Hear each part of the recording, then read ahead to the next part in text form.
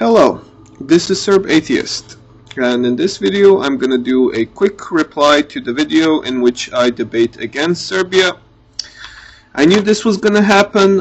My views there would be a great confusion as to what my views are on the situation, and people from Bosnia and Croatia would come to congratulate me, people from Serbia would come to accuse me as a traitor of their country, so anyway, I want to clear a wrap on what my opinions are on all of the issues that I raised in my previous video. I do not have time to clarify them in this video. I'll be doing that in subsequent videos. So I'm going to touch the points, and if I have not addressed specifically any point, that means that I agree with what was said in the video. So I went sentence by sentence and checked everywhere where I had to make additional clarifications. The first clarification was that I stated that the ex-Yugoslavia was a peaceful and prosperous country. Nope. It was a communist dictatorship in which Tito, a dictator, ruled Yugoslavia with an iron fist with the material support of the West, and played nations off of each other, and most importantly had the position of so-called weak Serbia, strong Yugoslavia, which basically meant reducing the territory of Serbia as much as humanly possible and fragmenting Serbia into several countries, because at the time when Bosnia was created, Serbs were a majority in Bosnia.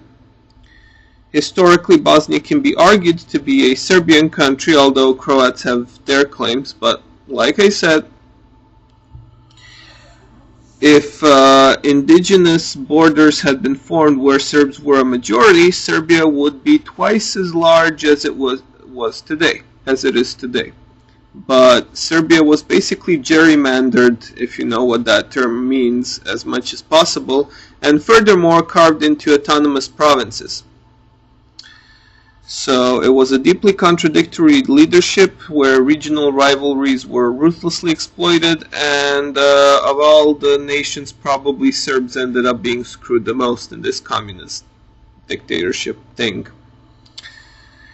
Second, exaggerated reports on Kosovo. Nope, the reports in Kosovo were from Kosovo and the mistreatment of Serbs under the autonomy of Kosovo, because basically in 1974, Kosovo received de facto independence from Serbia under the 1974 constitution, and immediately the Albanian majority began a violent and brutal campaign of separatism to intimidate Serbs from leaving Kosovo.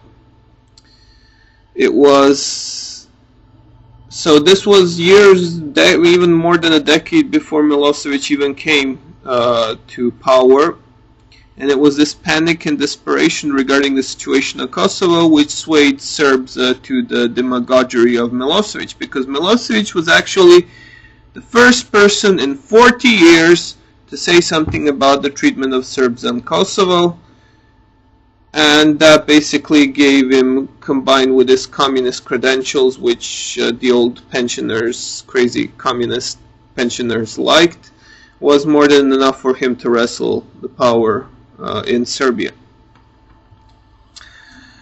And if I'm going to dig up a New York Times article reporting on the situation in Kosovo in the 80s, a contemporary article. 3. More democratically inclined Slovenia and Croatia. That's debatable, because both the presidents of Slovenia and Croatia, Milan Kučan and Franjo Tuđman, were ex-communists that were donning the robes of democracy because they realized that basically that would give them all the ass-kissing they needed to the West to garner support for their political goals. Milosevic didn't begin. Milosevic wanted to create Great Serbia. No, Milosevic wanted to create a Yugoslavia in which he was the new Tito, which in essence was actually worse because Great Serbs only wanted Bosnia, Montenegro, Macedonia, and parts of Croatia, whereas Yugoslavs wanted the entire thing.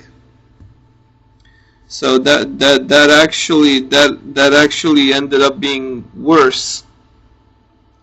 But yeah, that is the case. Milosevic sold the Serbs in Bosnia and Croatia the first chance he had. He in 1994 he already had sanctions in place against the Serbs in Bosnia. 5. Ruthless clampdown. Sort of. I don't know. I don't remember what I wanted to say there. Yes, on the Yugoslavian apparatus. Pretty much. The Rebuttal Committee.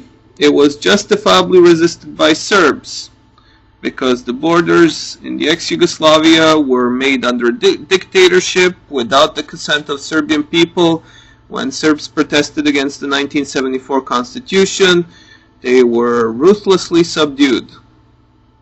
So the Rebuttal Committee, which all of a sudden said that the republics were independent countries and that if you ended up being a minority in a hostile republic, tough shit, which basically for the most part only applied to Serbs. Yes, that was justifiably resisted. As far as Croatia is concerned, Serbs were not offered viable autonomy. Fascism and Nazism resurged in Croatia in the early 90s. Croatia is actually one of the only countries that is actually where a sizable percentage of the population is proud of its Nazi past. Now that doesn't mean they're bad people. I disagree with that interpretation, but Nazism was never punished in Croatia. That is, thanks to communists, Croats, one of the worst Nazis, along with Germans, Italians, and so on, ended up being shooed into the victor side. And there was open and hostile talk of driving Serbs out and killing Serbs in the early 90s, and yeah, pretty much. As far as the Z4 plan is concerned, that was simply a ruse. Milosevic rejected the plan, the Serbs in Croatia rejected the plan, and a few days later, Croats overran the Serb-controlled territories in Croatia.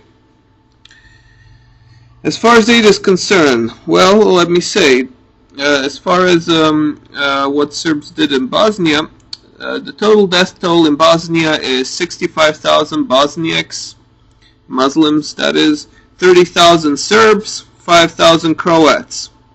The proportions of civilians and the soldiers is roughly 50% in all cases.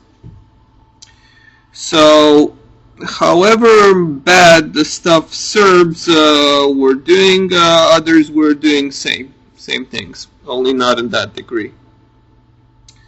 As far as 50%, that is 49% that the Serbs got, that's all mostly low-density populated land.